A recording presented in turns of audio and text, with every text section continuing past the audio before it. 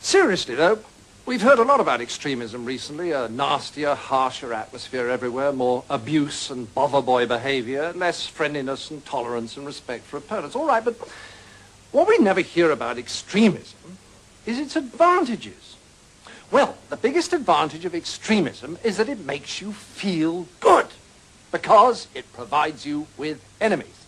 Let me explain. The great thing about having enemies is that you can pretend that all the badness in the whole world is in your enemies and all the goodness in the whole world is in you. Attractive, isn't it?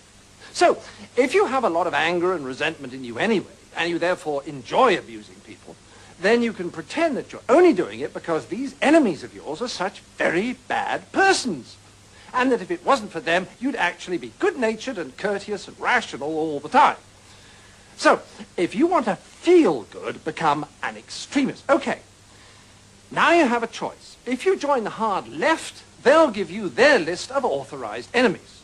Almost all kinds of authority, especially the police, the city, Americans, judges, multinational corporations, public schools, furriers, newspaper owners, fox hunters, generals, class traitors, and, of course, moderates.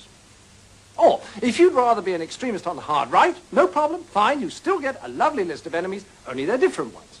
Noisy minority groups, unions, Russia, weirdos, demonstrators, welfare sponges, meddlesome clergy, peaceniks, the BBC, strikers, social workers, communists, and, of course, moderates.